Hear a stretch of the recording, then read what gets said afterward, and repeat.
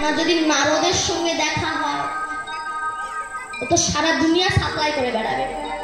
তাই রাত 12টার সময় যাচ্ছে, কিন্তু যেখানেই বাঘের ভয়, পরের কথাটা কি, সেখানে সন্ধ্যা হয়, দুপুর হয়, সেখানে সন্ধ্যা হয়। তা যেতে যেতে নারদের সঙ্গে দেখা। নারদ মনে মনে ভাবছে ভগবানকে বহু ডিজাইনে দেখেছে এবং নিউ ডিজাইন তো কোনোদিনও দেখিনি। আস্তে আস্তে কাছে গেছে। প্রভু, ও প্রভু, তুমি রাত 12টার সময় মাথায় করে ইট নিয়ে কোথায় যাচ্ছ? তো গোবিন্দ তখন বলছে, নারদ, আমার একজন ভক্ত আছে, নাম তার মাধব। দিবারাত্রি কৃষ্ণ গুণ গান গায়, চোখের জলে ভেসে যায়, ঘর বাড়ি কিছু নাই, তাই তাকে একটা ঘর বেঁধে দেব, তাই ইট করেছি মাথায়। যাচ্ছ যাও, এই রাত 12টার সময় যাচ্ছ কেন?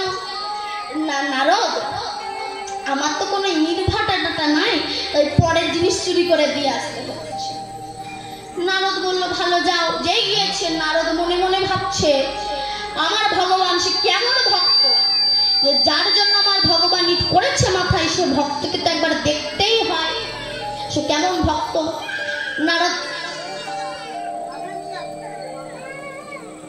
নারদ বিনাটাকে গাছে ঝুলিয়ে একটা ব্রাহ্মণের বেশ ধারণ করে বনের ভিতরে এসে দেখে সত্যিই তাই, একজন কৃষ্ণ গুণ গান গায়, চোখের জলে ভেসে যায়, ঘর বাড়ি কিছু নয়, 3খানা দায়ে বালি দেয়। নারদ ভাবে নিশ্চয়ই পশু হত্যা করে খায়, নইলে কেন 3খানা দায়ে বালি দেয়। তাই আস্তে আস্তে কাছে গিয়েছে, গিয়ে বললেন, মাধব, ও মাধব, তুমি 3খানা দায়ে বালি দিচ্ছ কেন? তখন সেই ভক্ত বলছে, আমার 3 জনের উপরে রাগ আছে, তাদের দেখতে পেলে তাদের কোনোদিনও মাথা রেখে দেব না। নারদ ভাবছে, তার মধ্যে যদি আমি পড়ে যাই, ঘর পরিচয় দিয়ে লাভ নাই। তা বলছে, ভালো, তা কাদের কাদের উপরে রাগ আছে একটুখানি বলো।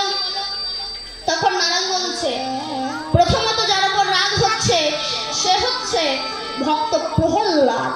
বলে, কেন, তারপরে রাগ কিসের? বলে, শোনো, যখন ওই প্রহল্লাদের বাবা হিরণ্যকশিপু প্রহল্লাদকে পাহাড়ের ওপর দিয়ে ফেলে দিয়েছিল, সেই সময় প্রহল্লাদ রাগ দিয়েছে, হে ভগবান তুমি আমায় রক্ষা করো। সেই সময় বৈকুণ্ঠে আমার গোবিন্দ সবাই খেতে বসেছিল, আর যেই বলেছে হে কৃষ্ণ, হে ভগবান তুমি আমায় রক্ষা করো, অমনি ভগবান খাওয়া ফেলে দিয়ে ভক্ত রক্ষা করতে ছুটে গিয়েছে। তো যে নিজে বাঁচার জন্য ভগবানকে খেতে দেয় না, ওরে দেখতে পেলে ওর মাথা মেয়া রেখে দেবে না। বলে, দ্বিতীয় জনকে না, কৃষ্ণের সখা অর্জুন। বলে, অর্জুনের কি দোষ? বলে, কৃষ্ণকে সামনে রেখেছে, নিজে ছিল পেছনে। ওই যে কুরুক্ষেত্রের মাঠে যে যুদ্ধ, বিশ্বদেব যতগুলো বান বেড়েছে ততগুলো হল কৃষ্ণের মুখে এসে লেগেছে।